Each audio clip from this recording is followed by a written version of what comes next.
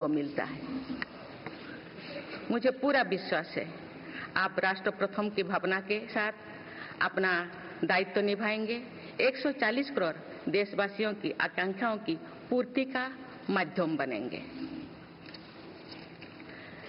मैं श्री ओम बिरला जी को लोकसभा के अध्यक्ष की गौरवपूर्ण भूमिका के निर्वहन के लिए शुभकामनाएं देती हूँ। उनके पास सार्वजनिक जीवन का बहुत व्यापक अनुभव है। मुझे विश्वास है कि वे लोकतांत्रिक परंपराओं को अपने कौशल से नई ऊंचाई से देने में सफल होंगे। माननीय सदस्यगण, मैं आज कोटि-कोटि देशवासियों की तरफ से भारत के चुनाव आयोग का भी आभार व्यक्त करती हूँ। ये दुनिया का सबसे बड़ा चुनाव था। करीब 64 करोड़ मतदाताओं ने उत्साह और उमंग के साथ अपना कर्तव्य निभाया है। इस बार भी महिलाओं ने बढ़ चढ़कर मतदान में हिस्सा लिया है। इस चुनाव की बहुत सुखद तस्वीर जम्मू कश्मीर में भी सामने आए हैं। कश्मीर घाटी में वोटिंग के अनेक दशकों के रिकॉर्ड टूटे हैं।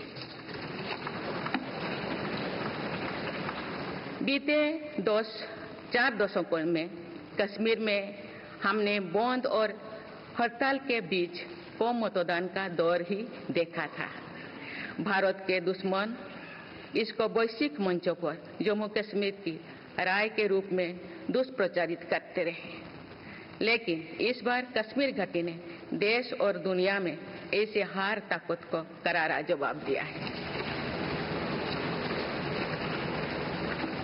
पहली बार इस लोकसभा चुनाव में घर पर जाकर भी मतदान कराया गया है। मैं लोकसभा चुनाव से जुड़ी हर कर्मी को सराहना करती हूं और अभिनंदन करती हूं। माननीय सदस्यगण, 2024 के लोकसभा चुनाव की चर्चा आज पूरी दुनिया में हो रही है। दुनिया देख रही है कि भारत के लोगों में लगातार तीसरी बार स्थिर और स्पष्ट बहुमत की सरकार बनाई है।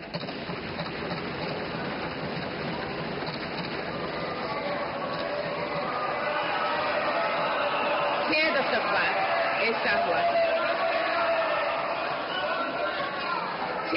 बाद ऐसा हुआ है। ऐसा समय में जो भारत के लोगों की आकांक्षाएं सर्वोच्च स्तर पर है, लोगों ने मेरी सरकार पर लगातार तीसरी बार भरोसा जताया है।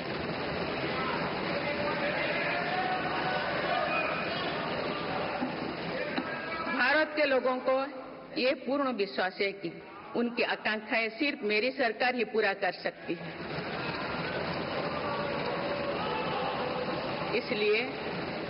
इसलिए 2024 का ये चुनाव नीति, नियत, निष्ठा और निर्णयों पर विश्वास का चुनाव रहा है।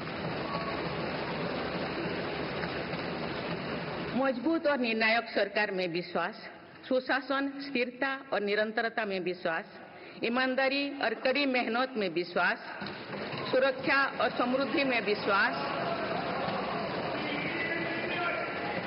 सरकार की गारंटी और डिलीवरी पर विश्वास, विकसित भारत के संकल्प में विश्वास। मेरी सरकार ने 10 वर्षों से सेवा और सुशासन का जो मिशन चलाया है, ये उस पर मुहर है। ये जनादेश है कि भारत की विकसित बनाने का काम बिना रुके चलता रहे और भारत अपने लक्ष्यों की प्राप्ति करते रहे। माननीय सदस्यगण, 18वीं लोकसभा कई मायनों में एक ऐतिहासिक लोकसभा है। ये लोकसभा अमृतकाल के शुरुआती वर्षों में गठित हुई है। ये लोकसभा देश के संविधान को अपनाने के 75वें वर्ष की भी साक्षी बनेगी। मुझे विश्वास है कि इस लोकसभा में जनकल्याण के फसलों का नवीन अध्याय लिखा जाएगा। आगामी सत्रों में मेरी सरकार अपने इस कार्यकाल का पहला बजट पेश करने जा रही है। ये बजट सरकार की दूरगामी नीतियों और फ्यूचरिस्टिक विजन का एक प्रभावी दस्तावेज होगा। इस बजट में बड़े आर्थिक और सामाजिक निर्णयों के साथ ही अनेक ऐतिहासिक कदम भी देखने को मिलेंगे। भारत के तेज विकास की जन आकांक्षाओं का पूरा करने के लिए रिफॉर्म्स की गति अब और तेज की जाएगी। मेरी सरकार का मत है कि दुनिया भर में निवेशकों को आकर्षित करने के लिए राज्यों में स्वस्थ स्पर्धा हो।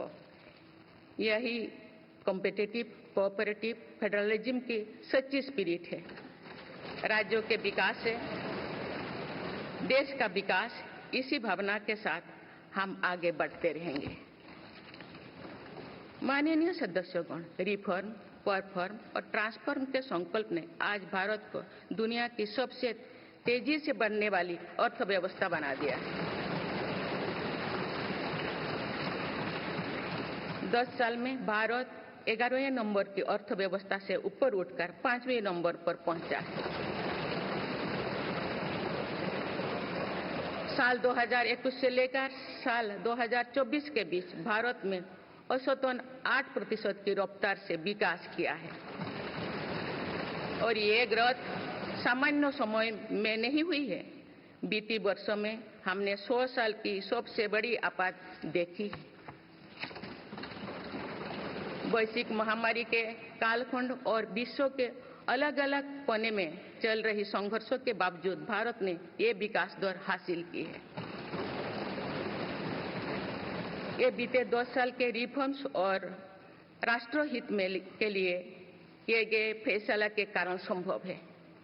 आज भारत अकेले ही दुनिया की ग्रोथ में 15% का योगदान दे रही है। अब मेरी सरकार भारत को विश्व की तीसरे नंबर की इकोनॉमी बनाने में जुटी हुई है।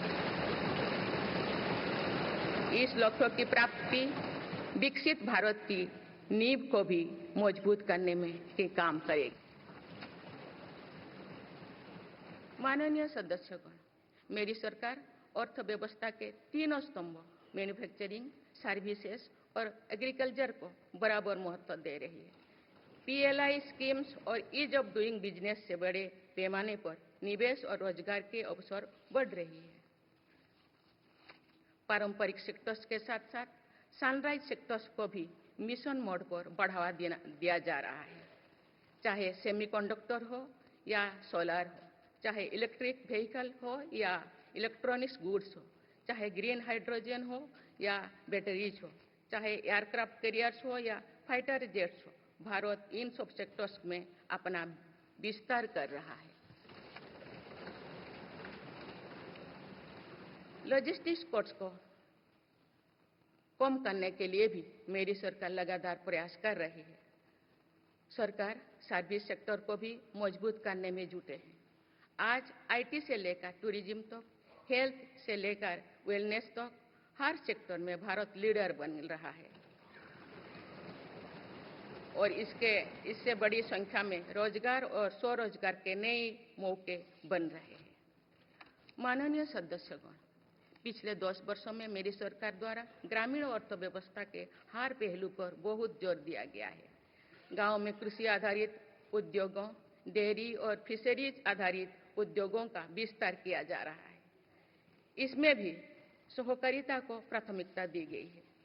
सरकार किसानों उत्पाद संघ, एफपीओ और फैक्स जैसे सरकारी संगठनों का एक बड़ा नेटवर्क बना रही है। छोटे किसानों की बड़ी समस्या भंडारण से जुड़े होती है, इसलिए मेरी सरकार ने सहकारिता क्षेत्र में दुनिया की सबसे बड़ी भंडारण योजना पर काम शुरू कर चुकी है। किसान अपने छोटे खर्चे पूरे करने के लिए इसके लिए पीएम किसान सम्मान निधि के तहत उन्हें 3,20,000 करोड़ रुपये से ज्यादा राशि दे सकते हैं। मेरी सरकार के नए कार्यकाल के शुरुआत दिनों से ही किसानों को 20,000 करोड़ रुपया से अधिक की राशि ट्रांसफर की जा चुकी है। सरकार ने खरीफ फसलों के लिए एमएसपी में भी रिकॉर्ड वृद्धि की है। माननीय सदस्यगण, आज का भारत अपनी वर्तमान जरूरतों को ध्यान में रखते हुए अपनी कृषि व्यवस्था में बदलाव कर रहा है। हम ज़्यादा से ज़्यादा आत्मनिर्भर हो और ज़्यादा से ज़्यादा निर्यात से किसानों की आमदनी बढ़े, इस सोच के साथ नीतियां बनाई गई है, निर्णय लिए गए हैं। जैसे भारत दलहन और तिलहन में दूसरे देशों पर निर्भरता कम करने के लिए देश के किसानों को हर संभव मदद दे रहे हैं। ग्लोबल मार्केट में किस तरह के फूड प्रोडक्ट की डिमांड ज़्यादा है, इसके आधार पर नई रणनीति बनाई जा रही है। आजकल ऑर्गेनिक उत्पादों को लेकर दुनिया में डिमांड तेजी से बढ़ रही है। भारत के किसानों के पास इस डिमांड को पूरा करने के पूरा भरपूर क्षमता है। इसलिए सरकार प्राकृतिक खेती और इससे जुड़ी उत्पादों की सप्लाई चेन को सशक्त कर रही है। ऐसे प्रयासों से किसानों का खेती पर होने वाला खर्च भी कम होगा और उनकी आय भी और बढ़ेगी।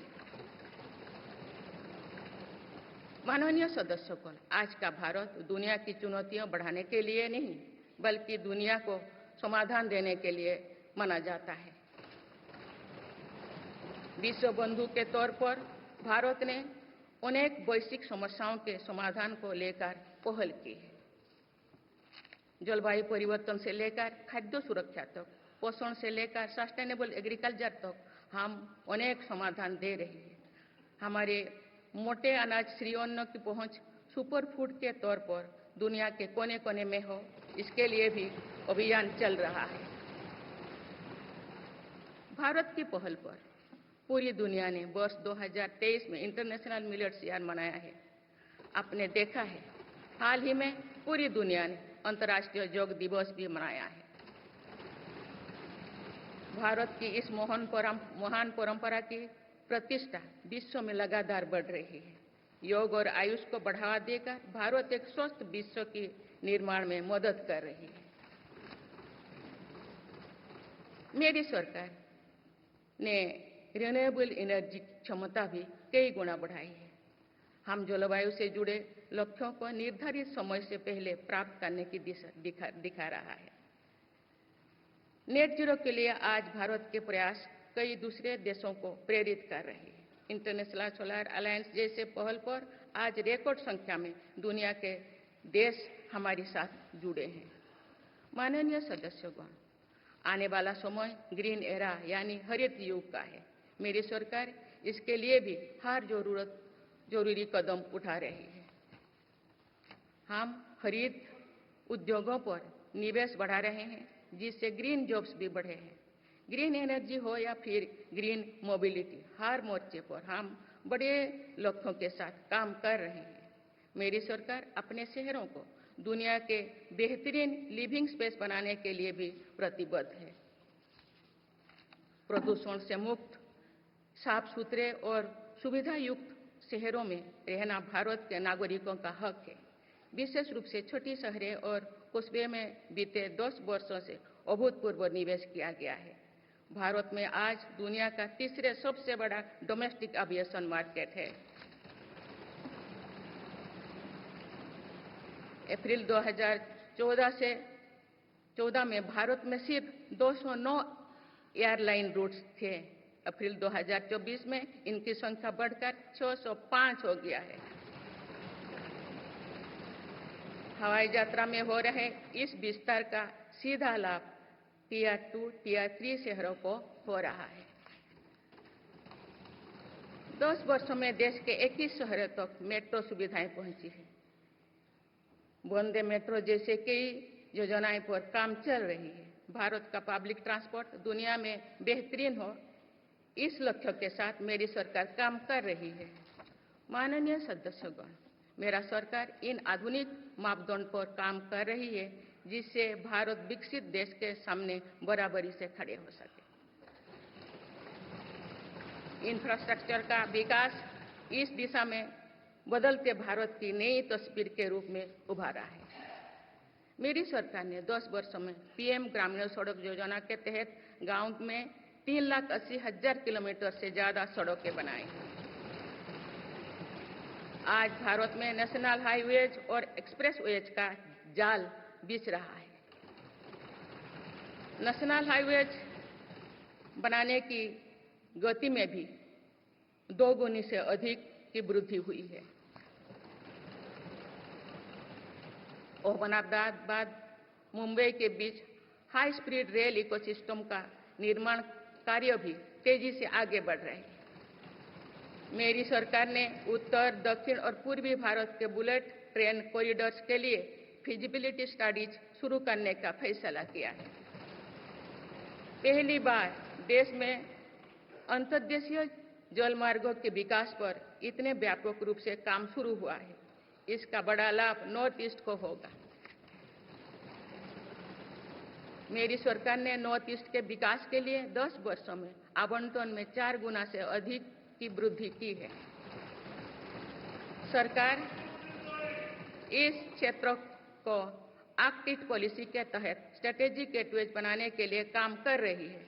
नॉर्थ ईस्ट में हर तरह की कनेक्टिविटी का बढ़ाया जा रहा है। शिक्षा, स्वास्थ्य, पर्यटन, रोजगार, हर क्षेत्र में विकास कार्यों को आगे बढ़ाया जा रहा है।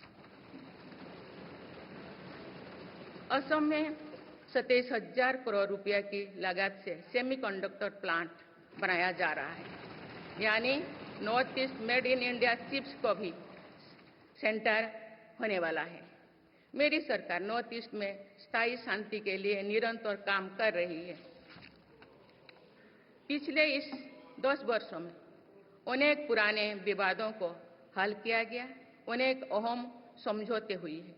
नॉर्थ ईस्ट में अशांत क्षेत्रों में तेज विकास करके चरणबद्ध तरीके से अफवाह हटाने का काम भी जारी है। देश के हर क्षेत्र में विकास के ये नए आयाम भारत के भविष्य का उद्घोष कर रहे हैं। माननीय सदस्य, वुमेन लेड डेवलपमेंट के लिए समर्पित मेरी सरकार ने महिला सशक्तिकरण के एक नई युग की शुरुआत की है।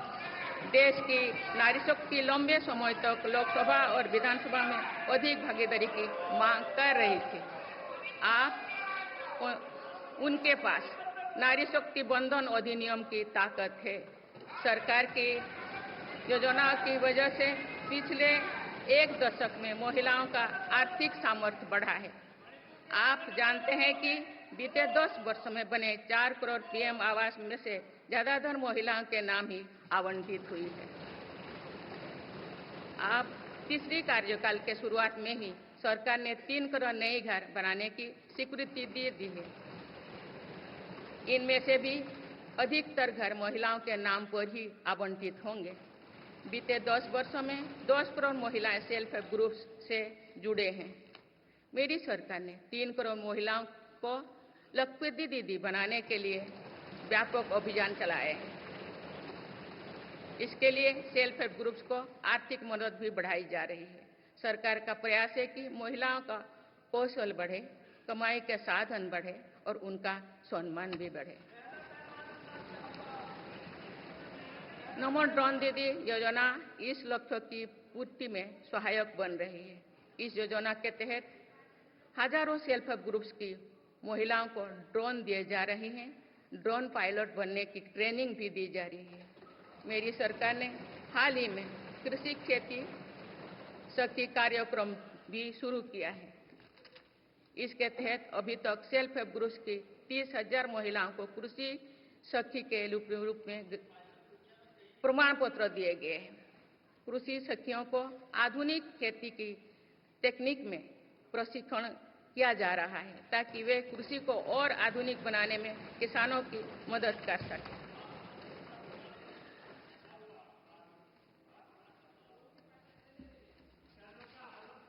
माननीय सदस्यगण,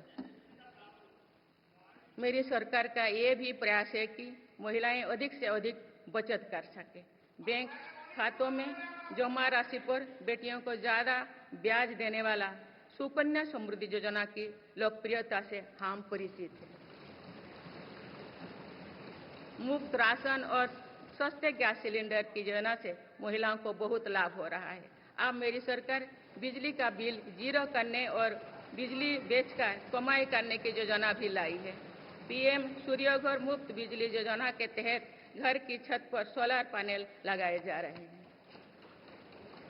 इसके लिए मेरी सरकार प्रति परिवार 78,000 रुपया तक की मदद कर रही है। इतने कम समय में 1 करोड़ से ज्यादा परिवार इन योजना में रजिस्टर कर चुके हैं। जिन घरों में सोलर पैनल लग चुके हैं, अब वहां बिजली का बिल 0 हो गया है। माननीय सदस्यगण, विकसित भारत का निर्माण तभी संभव है जब देश के गरीब, युवा, नारी शक्ति और किसान सशक्त होंगे। इसलिए मेरी सरकार की योजनाओं में सर्वोच्च प्राथमिकता इन्हीं 4 स्तंभों को दी जा रही है। हमारी कोशिश इन तक हर सरकारी योजना का लाभ पहुंचाने की है और यही सैचुरेशन को की अप्रोच भी है। जो भारत इस इच्छा शक्ति के साथ काम कर रही है कि सरकारी योजना से एक भी व्यक्ति छूटे नहीं, तो इसका लाभ सभी को होता है। सरकार की योजनाओं एवं सैचुरेशन अप्रोच के कारण ही 10 वर्षों में 25 करोड़ भारतीय गरीबी से बाहर निकले। इसमें अनुसूचित जाति, अनुसूचित जनजाति, पिछले वर्ग, हर समाज, हर क्षेत्र के परिवार है। 10 वर्षों में लास्ट माइल डिलीवरी पर फोकस ने इन वर्गों का जीवन बदल दिया है। विशेषकर आदिवासी समाज में ये बदलाव और भी स्पष्ट नजर आ रहा है। 24,000 करोड़ रुपया से अधिक की पीएम जनमन जैसी योजना आज अति पिछड़े जनजातीय समूह के उत्थान का माध्यम बन रही है। सरकार पीएम सूरज पटल के माध्यम से वंचित वर्गों तक आजीविका के अवसरों को पहुंचाने के लिए सुलभ ऋण भी उपलब्ध करा रही है। मेरी सरकार दिव्यांग भाइयों और बहनों के लिए किफायती और स्वदेशी सहायक उपकरण विकसित कर रही है। देश भर में प्रधानमंत्री दिव्यासा केंद्रों का भी विस्तार किया जा रहा है। वंचितों की सेवा का ये संकल्प भी सच्चा सामाजिक न्याय है। माननीय सदस्यगण, देश की श्रम शक्ति के सम्मान के लिए श्रमिक बंधुओं का कल्याण और सशक्तिकरण मेरी सरकार की प्राथमिकता है। मेरी सरकार श्रमिकों के लिए सामाजिक सुरक्षा योजनाओं को एकीकृत कर रही है। डिजिटल इंडिया तथा डाकघरों के नेटवर्क का उपयोग करके दुर्घटना और जीवन बीमा के कवरेज को बढ़ाने का काम हो रहा है। पीएम स्वनिधि का विस्तार किया जाएगा और ग्रामीणों और सेमी अर्बन क्षेत्रों के रेहड़ी पटरी वाले भाइयों बहनों को भी इसके दायरे में लाया जाएगा। माननीय सदस्यगण, बाबा साहेब डॉक्टर भीमराव अंबेडकर का मानना था कि किसी भी समाज की प्रगति समाज के निचले तबके की प्रगति पर निर्भर करती है। पिछले 10 वर्षों में राष्ट्र की उपलब्धियों और विकास का आधार गरीब का सशक्तिकरण रहा है। मेरी सरकार ने पहली बार गरीब को ये एहसास करवाया कि सरकार उनकी सेवा में है। कोरोना के कठिन समय में सरकार ने 80 करोड़ लोगों को मुफ्त राशन देने के लिए पीएम गरीब कल्याण अन्न योजना शुरू की। इस योजना का लाभ उन परिवारों को भी मिल रहा है जो गरीबी से बाहर निकले हैं, ताकि उनके कदम वापस पीछे ना जाए।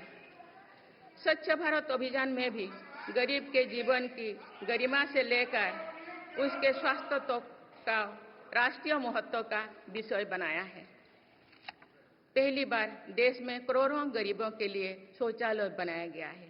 ये प्रयास हमें आश्वस्त करते हैं कि देश आज महात्मा गांधी के आदर्शों का सच्चे अर्थों में अनुसरण कर रहा है।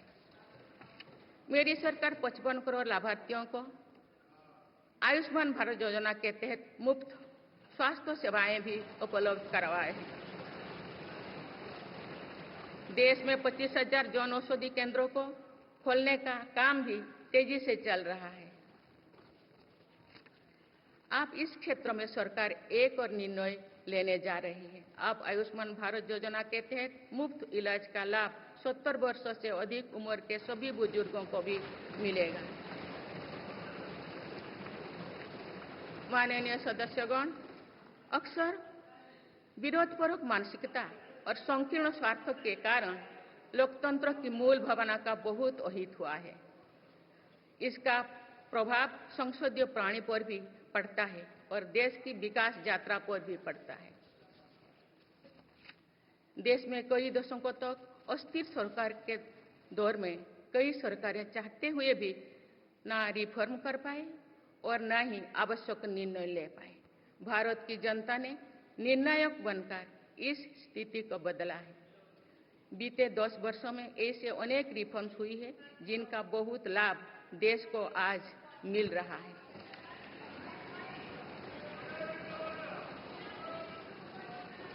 जब ये रिफॉर्म्स किए जा रहे थे तो भी इनका विरोध किया गया था।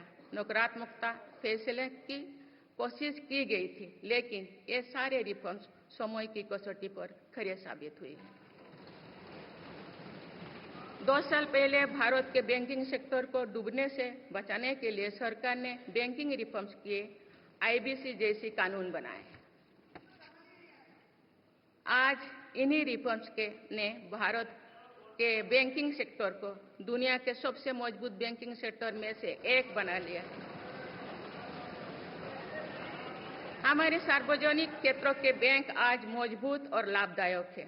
सार्वजनिक क्षेत्रों के बैंकों के लाभ 2023-24 में 1.4 लाख करोड़ रुपये को पार कर गया, जो पिछले वर्षों की तुलना में 35% अधिक है।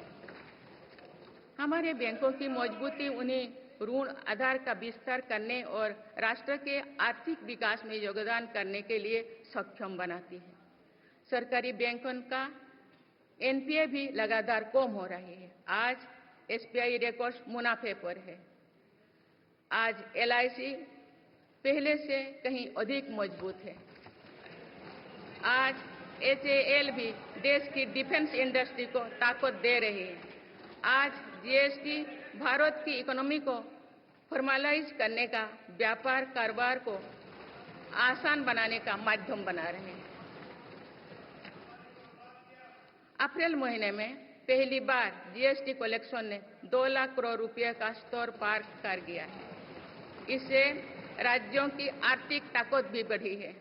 डिजिटल इंडिया और डिजिटल पेमेंट्स के प्रति भी आज पूरा विश्व आकर्षित हो रही है।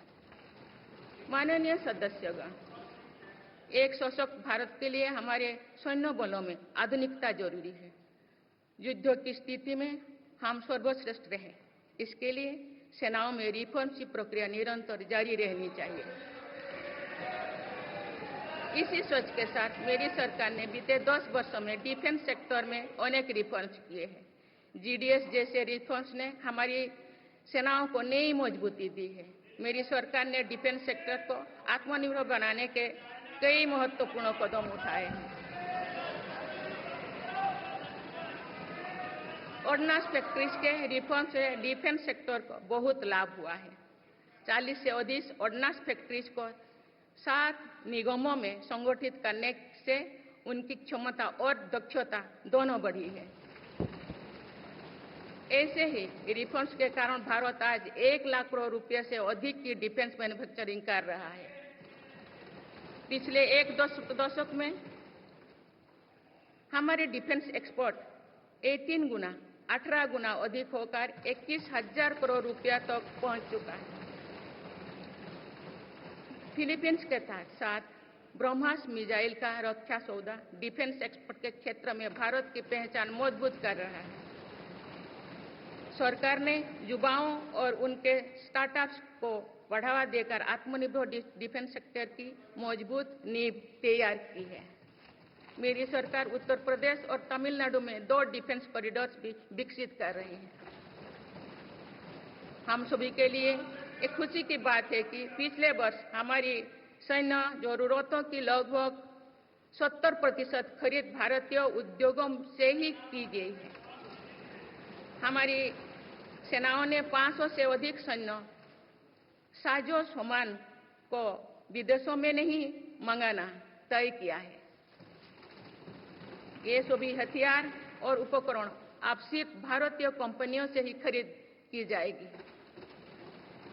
मेरी सरकार ने सैनिकों के हितों को भी हमेशा प्राथमिकता दी है। तभी 4 दशक के बाद वन रैंक वन पेंशन को लागू किया गया है। इसके तहत अब तो 1,20,000 करोड़ रुपया दिए जा चुके हैं। शहीद सैनिकों के सम्मान के लिए सरकार ने कर्तव्य पथ के एक छोर पर नेशनल वॉर मेमोरियल की स्थापना भी की है। ये प्रयास केवल वीर जवानों के प्रति कृतज्ञ राष्ट्र का नमन ही नहीं है, बल्कि राष्ट्र प्रथम की अनवरत प्रेरणा का स्रोत भी है। माननीय सदस्यगण, मेरी सरकार देश के हर युवा को बड़े सपने देखने और उन्हें साकार करने के लिए जरूरी माहौल बनाने में जुटी है। बीते 10 वर्षों में ऐसे हर अवरोध को हटाया गया है जिसके कारण युवाओं को परेशानी थी। पहले अपने ही प्रमाण पत्रों को अटेस्ट करने के लिए युवाओं को भटकना पड़ता था। अब युवा सेल्फ अटेस्टेड करने का काम कर रहे हैं। केंद्र सरकार की ग्रुप सी, ग्रुप डी भर्तियों से इंटरव्यू को खत्म किया गया है। पहले जो विद्यार्थी सिर्फ भारतीय भाषा में पढ़ाई करते थे, उनके साथ अन्याय की जाती थी। मेरी सरकार ने नई राष्ट्रीय शिक्षा नीति लागू कर इस अन्याय को दूर करने के लिए कदम उठाए हैं। युवाओं को अब भारतीय भाषा में इंजीनियरिंग की पढ़ाई का विकल्प भी मिला है। विगत 10 वर्ष में देश में 7 नई IIT, 16 ट्रिपल IIT, 7 IIM, 15 नए एम्स, 315 मेडिकल कॉलेज और 390 विश्वविद्यालय स्थापित किया गया है। मेरी सरकार इन संस्थानों को और मजबूत बनाकर आवश्यकता के अनुसार इनकी संस्था को भी बढ़ाएंगे। सरकार एक डिजिटल विश्वविद्यालय बनाने की दिशा में भी काम कर रही है। अटल टिंकरिंग लैब्स, स्टार्टअप इंडिया और स्टैंडअप इंडिया जैसे अभियान हमारे युवाओं का सामर्थ्य बढ़ा रहे हैं। इन्हीं प्रयासों से आज भारत दुनिया का तीसरा सबसे बड़ा स्टार्टअप इकोसिस्टम बन चुका है। माननीय सदस्यगण, सरकार का ये निरंतर प्रयास है कि देश के युवाओं को अपनी प्रतिभा दिखाने का उचित अवसर मिले। सरकारी भर्ती हो या फिर परीक्षाएं, सुनिए, परीक्षाएं किसी भी कारण से इनमें रुकावट आए, ये उचित नहीं है। इनमें शुचिता और पारदर्शिता बहुत जरूरी है। हाल ही में कुछ परीक्षाओं में हुई पेपर लीक की घटनाओं की निष्पक्ष जांच और दोषियों को कड़ी से कड़ी सजा दिलवाने के लिए मेरी सरकार प्रतिबद्ध है। इससे पहले भी हमने देखा है कि कई राज्यों में पेपर लीक की घटनाएं होती रही है। इस पर दलीय राजनीति से ऊपर उठकर देशव्यापी ठोस उपाय करने की जरूरत है। संसद ने भी परीक्षा में होने वाली गड़बड़ियों के विरुद्ध एक सख्त कानून बनाया है। मेरी सरकार परीक्षाओं से जुड़ी संस्थाओं, उनके कामकाज के तरीके, परीक्षा प्रक्रिया सभी में बड़ी सुधार करने की दिशा में काम कर रही है। माननीय सदस्यगण, मेरी सरकार ने युवाओं की राष्ट्र निर्माण में भागीदारी और बढ़ाने के लिए मेरा युवा भारत माय भारत अभियान की शुरुआत भी की है। इसमें अब तक 1.5 करोड़ से अधिक युवाओं का पंजीकरण हो चुका है। इस पहल से युवाओं में नेतृत्व कौशल और सेवा भावना का बीजारोपण होगा। आज हमारे युवाओं को खेलों में भी आगे बढ़ने के नए अवसर मिल रहे हैं। मेरी सरकार के प्रभावी प्रयासों का परिणाम है कि भारत के युवा खिलाड़ी वैश्विक मंचों पर रिकॉर्ड संख्या में मेडल्स जीत रहे हैं। कुछ ही दिनों बाद पेरिस ओलंपिक्स में भी शुरू होने वाले जा रहे हैं। ओलंपिक्स में देश का प्रतिनिधित्व करने वाले हर खिलाड़ी पर हमें गर्व है। मैं उन्हें अपनी शुभकामनाएं देती हूं। इन उपलब्धियों को और आगे ले जाने के लिए भारतीय ओलंपिक संघ 2036 ओलंपिक्स खेलों की मेजबानी की तैयारी भी कर रही है। माननीय सदस्यगण, जुलाई की 1 तारीख से देश में भारतीय न्याय संहिता भी लागू हो जाएगी।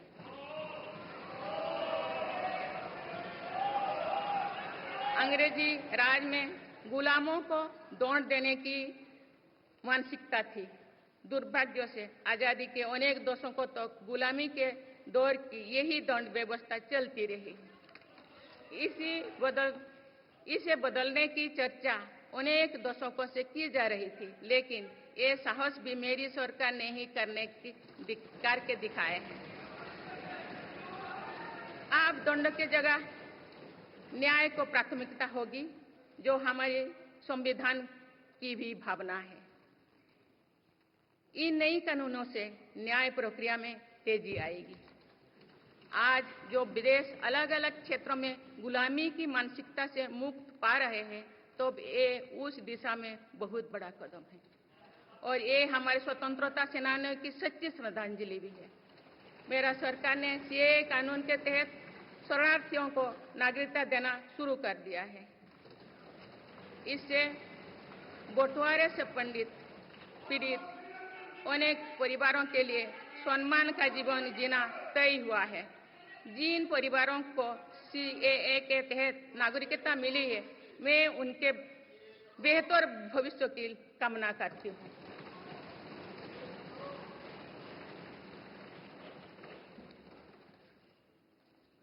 माननीय सदस्यगण, मेरी सरकार भविष्य निर्माण के प्रयासों के साथ ही भारतीय संस्कृति के वैभव और विरासत को फिर से स्थापित कर रही है।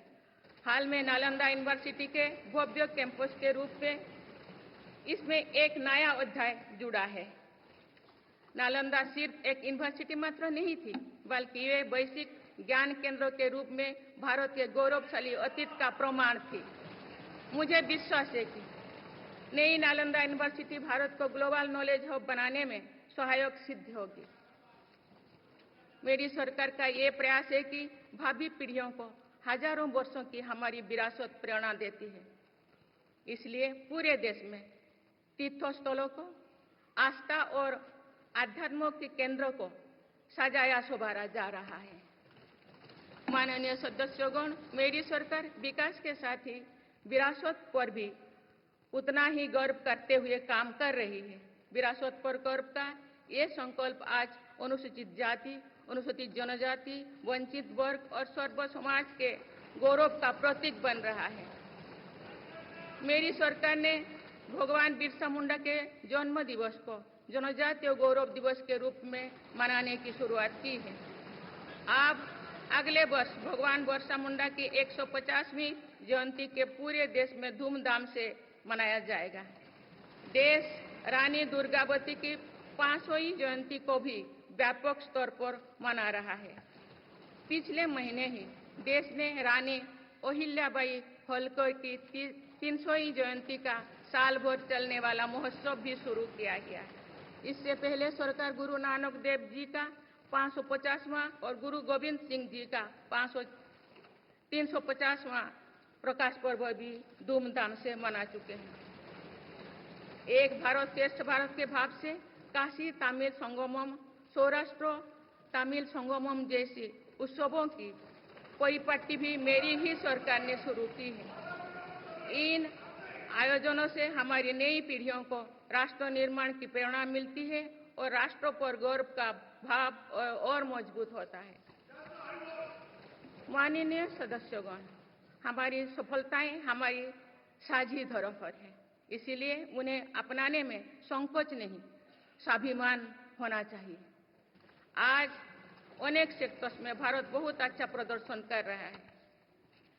ये उपलब्धियां हमें हमारी प्रगति और सफलताओं पर गर्व करने की अपार अवसर देती है। जो भारत डिजिटल पेमेंट्स के मामले में दुनिया में अच्छा प्रदर्शन करता है, तो हमें गर्व होना चाहिए। जो भारत के वैज्ञानिक चंद्रयान को चंद्रमा के दक्षिणी ध्रुव पर सफलता से उतारते हैं, तो हमें गर्व होना चाहिए। जो भारत दुनिया की सबसे तेज बढ़ती इकोनॉमी बनता है तो हमें गौरव होना चाहिए।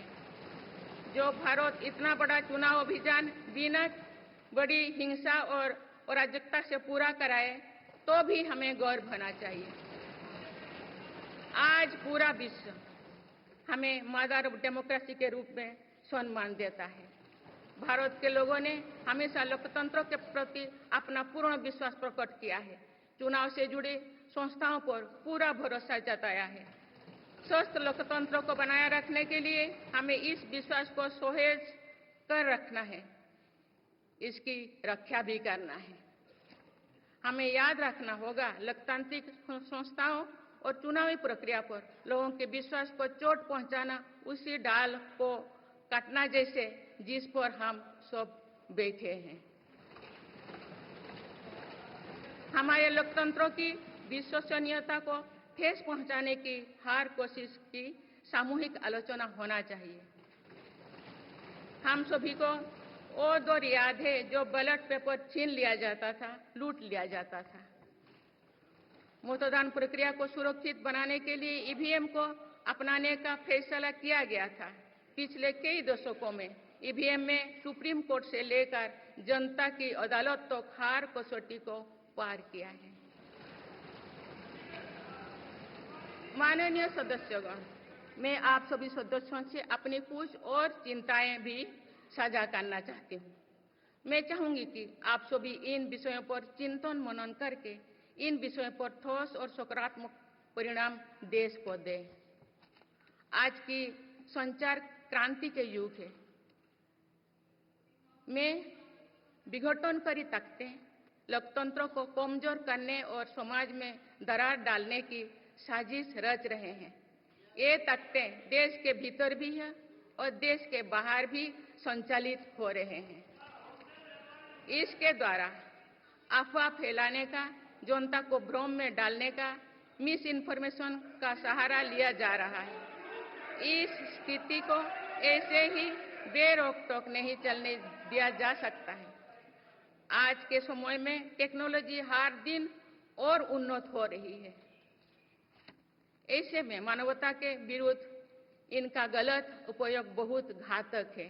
भारत ने विश्व मंच पर भी इन चिंताओं को प्रकट किया है और एक ग्लोबल फ्रेमवर्क की वकालत की है। हम सभी का दायित्व है कि इन प्रवृत्ति को रोकें, इस चुनौती से निपटने के लिए नए रास्ते खोजें। माननीय सदस्यगण, 21वीं सदी के इस तीसरे दशक में आज ग्लोबल ऑर्डर एक नया शक्ल ले रहा है। मेरी सरकार के प्रयासों से आज भारत विश्व बंधु के रूप में दुनिया को नया भरोसा दे रही है। मानव केंद्रित अप्रोच रखने की वजह से भारत आज किसी भी संकट के समय फास्ट रेस्पॉन्डर और ग्लोबल साउथ की बुलंद आवाज बना है। कोरोना का महासंकट हो, भूकंप जैसी कोई त्रासदी हो या फिर युद्धों की स्थितियां, भारत मानवता को बचाने में आगे रहा है।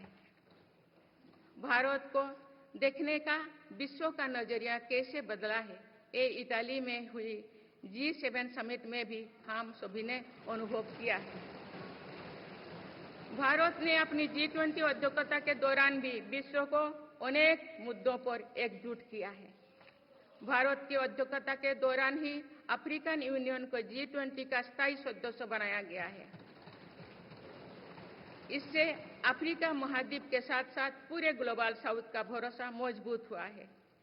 नेबरहुड फास्ट पॉलिसी में चलते हुए भारत ने पड़ोसी देशों के साथ अपने रिश्तों को मजबूत किया है। 7 पड़ोसी देशों के नेताओं का 9 जून को केंद्रीय मंत्रिपरिषद के शपथ ग्रहण समारोह में भाग लेना मेरी सरकार की इस प्राथमिकता दर्शाते हैं। भारत सबका साथ सबका विकास की भावना के साथ इंडो पैसिफिक क्षेत्रों के देश के साथ भी सहयोग बढ़ा रही है। पूर्वी एशिया हो या फिर मिडिल ईस्ट और यूरोप, मेरी सरकार कनेक्टिविटी पर बहुल बल दे रही है। भारत के विजन ने ही India Middle East Europe economic corridor को आकार देना शुरू किया है। ये कॉरिडोर 21वीं सदी के सबसे बड़ी गेम चेंजर में एक सिद्ध होगा।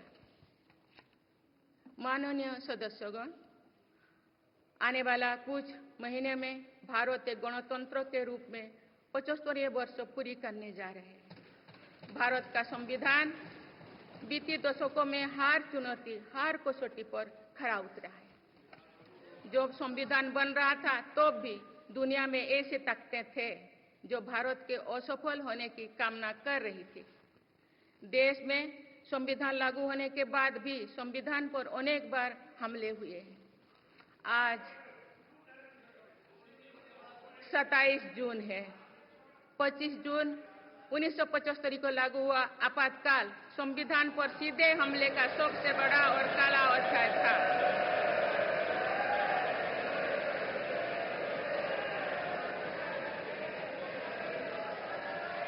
तो पूरे देश में हाहाकार मच गया था, लेकिन ऐसी असंवैधानिक ताकतों पर देश ने विजय प्राप्त करके दिखाया, क्योंकि भारत के मूल में गणतंत्र की परंपराएं रही है। मेरी सरकार भी भारत के संविधान को सिर्फ राजकाज का माध्यम भर नहीं मानती, बल्कि हमारा संविधान जन चेतना का हिस्सा हो, इसके लिए हम प्रयास कर रहे हैं। इसी ध्येय के साथ मेरी सरकार ने 26 नवंबर को संविधान दिवस के रूप में मानना शुरू किया है। अब भारत के उस भूभाग हमारे जम्मू कश्मीर में भी संविधान पूरी तरह लागू हो गया है, जहां आर्टिकल 370 की वजह से स्थितियां कुछ और थी। माननीय सदस्यगण, राष्ट्र की उपलब्धियों के निर्धारण इस बात से होता है कि हम अपने दायित्वों का निर्वहन कितनी निष्ठा से कर रहे हैं। 18वें लोकसभा में कई नए सदस्य पहली बार संसदीय प्रणाली का हिस्सा बने हैं। पुराने सदस्य भी नए उत्साह के साथ आए हैं। आप सभी जानते हैं कि आज का समय हर प्रकार से भारत के लिए बहुत अनुकूल है। आने वाले वर्षों में भारत की सरकार और संसद का क्या निर्णय लेती है, क्या नीतियां बनाती है, इस पर पूरा विश्व की नजर है। इस अनुकूल समय का अधिक से अधिक लाभ देश को मिले, ये दायित्व सरकार के साथ साथ संसद के हर सदस्यों का भी होना चाहिए। पिछले 10 वर्षों में जो रिफॉर्म्स हुई है, जो नया आत्मविश्वास देश में आया है, इससे हम विकसित भारत बनाने के लिए नई गति प्राप्त कर चुके हैं। हम सभी को ये हमेशा ध्यान रखना है कि विकसित भारत का निर्माण देश के हर नागरिक की आकांक्षा है, संकल्प भी है। इस संकल्प की सिद्धि में अवरोध पैदा ना हो, ये हम सभी का दायित्व है भी, कर्तव्य भी है। नीतियों का विरोध और संसदीय कामकाज का विरोध दो भिन्न बातें हैं। जब संसद सुचारू रूप से चलती है, जब यहाँ स्वस्थ चर्चा परिचर्चा होती है, जब दूरगामी निर्णय होते हैं, तब लोगों का विश्वास सिर्फ सरकार ही नहीं, पूरी व्यवस्था पर बनता है। इसीलिए मुझे भरोसा है कि संसद के पल पल का सदुपयोग होगा, जनहित को प्राथमिकता मिलेगा। माननीय सदस्यगण, हमारे वेदों में हमारे ऋषियों ने हमें कुछ नीति वाणी दिए हैं, जैसे कि समान मंत्र हो समिति ही समानी की प्रेरणा दी है। अर्थात हम एक समान विचार और लक्ष्य लेकर एक साथ काम करें। यही इस संसद की मूल भावना है। इसलिए जब भारत तीसरी नंबर की इकोनॉमी बनेगा, तो देश की इस सफलता में आपकी भी सहभागिता होगी। हम जब 2027 में आजादी की शताब्दी का उत्सव विकसित भारत के रूप में मनाएंगे, तो इस पीढ़ी को भी श्रेय मिलेगा। आज हमारे युवाओं में जो सामर्थ्य है, आज हमारे संकल्प में जो निष्ठा है, हमारी जो असंभव सी लगने वाली उपलब्धियां हैं, ये इस बात का प्रमाण है कि आने वाला दौर भारत का दौर है। ये सदी भारत की सदी है और इसका प्रभाव आने वाली 1000 वर्षों तक रहेगा। आइए हम सब मिलकर पूर्ण कर्तव्यनिष्ठा के साथ राष्ट्रीय संकल्पों की सिद्धि में जुट जाएं, विकसित भारत बनाएं। आप सभी को मेरा बहुत बहुत बहुत शुभकामनाएं। धन्यवाद। जय हिंद, जय Bharat.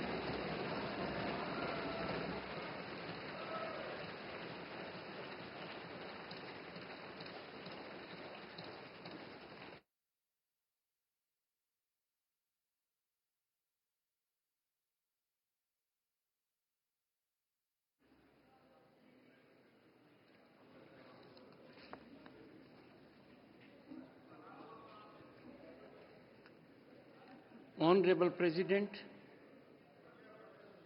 honorable members, I seek to read some parts from the English version of Honorable President's address, and the rest may be considered as read. Honorable members, I extend my heartiest congratulations and best wishes to all the newly elected members of the 18th Lok Sabha. I wish Sri Om Birla ji the very best for performing his exalted role as the Speaker of the Lok Sabha. Honorable members, I also express my gratitude to the Election Commission of India on behalf of crores of Indians today. This was the largest election in the world. The Kashmir Valley has broken all records of voter turnout in decades. Honorable members, the world is witnessing that the people of India have elected a stable government with clear majority consecutively for third term. Honorable members, this Lok Sabha will also witness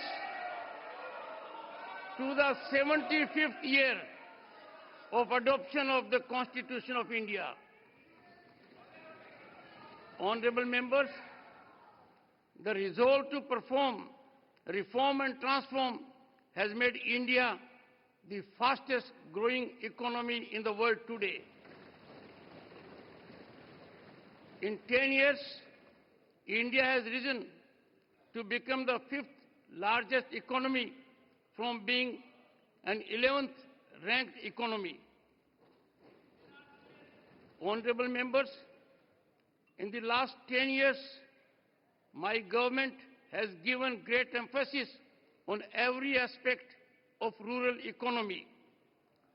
To enable farmers to meet their small expenses, more than rupees 3,20,000 crore have been disbursed to them under PM Kisan Samman Nidhi. Honorable members, the future belongs to Harit Yug or Green Era. My government has increased the allocation for the development of Northeastern region by more than 4 times in the last 10 years.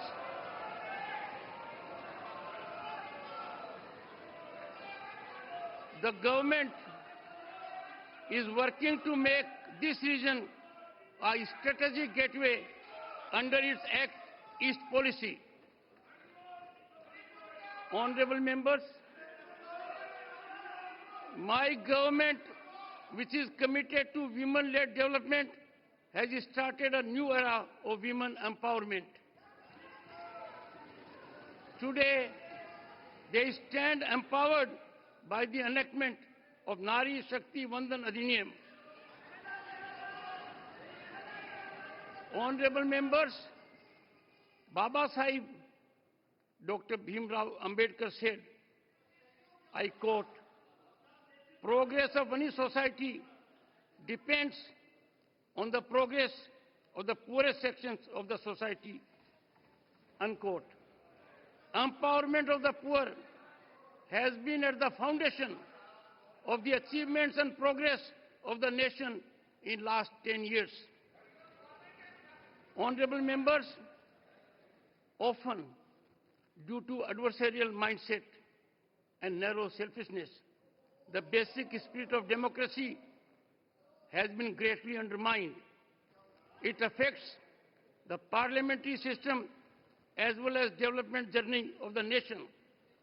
The people of India have now changed this situation by their decisive mandate. Honorable members, modernization of our armed forces is essential for a strong India. In the last decade, our defense exports have increased more than 18 times to the level of rupees 21,000 crore. Honorable members, for further increasing the participation of youth in the nation building, my government has launched Mera Yuva Bharat campaign. So far, more than 1.5 crore youth have registered for it. Today, our youth is getting new opportunities to move forward in sports as well. Due to effective efforts of my government, young Indian players are winning a record number of medals at global platforms. Honorable members, the Bharatiya Nyaya Sanhita will come into force in the country from 1st of July. During the British regime, there was a mindset to punish the subjects. Now justice will get priority over punishment, which also conforms to the spirit of our Constitution. These new laws will speed up the judicial process. My government has started granting citizenship to refugees under the CAA. Honorable members, the global order is taking a new shape in the third decade of 21st century. The way the world now views India was evident during the G7 summit held in Italy. India has brought the world together on various issues during her G20 presidency. Honorable members, in the ensuing few months, India is going to complete 75 years as a republic. The Constitution of India has stood up to every challenge and every test in the past decades. Even when the Constitution was in the making, there were forces in the world who wished India to fail. Even after the Constitution came into force, it was attacked many times. Today is 27th June. Imposition of emergency on 25th June 1975 was the biggest and darkest chapter of direct attack on the Constitution. The entire country felt outraged, but the country emerged victorious over such unconstitutional forces, as the traditions of the Republic lie at the core of India. My government also does not consider the Constitution of India as just a medium of governance. Rather, we are making efforts to ensure that our Constitution becomes a part of public consciousness. Now, the Constitution has also come into force fully in that part of India, our Jammu and Kashmir, where conditions were different due to Article 370. Honorable members, we all need to always remember that making India a developed nation is the aspiration and resolve of every citizen of the country. It is the responsibility of all of us to ensure that no obstacles come in the way of achieving this resolution. Opposition of policies and obstruction of parliamentary functioning are two different things. When Parliament conducts business smoothly, when healthy deliberations take place here, when far-reaching decisions are taken, then the people repose confidence not only in the government, but also in the entire system. Therefore, I am confident that every moment of Parliament will be fully utilized. Public interest will be given priority. Honorable members, this century is India's century, and its impact will last for 1,000 years to come. Let us all together, with full devotion to our duties, get actively involved in fulfilling national resolutions and make India a developed nation. Best wishes to all of you. Thank you. Jai Hind, Jai Bharat.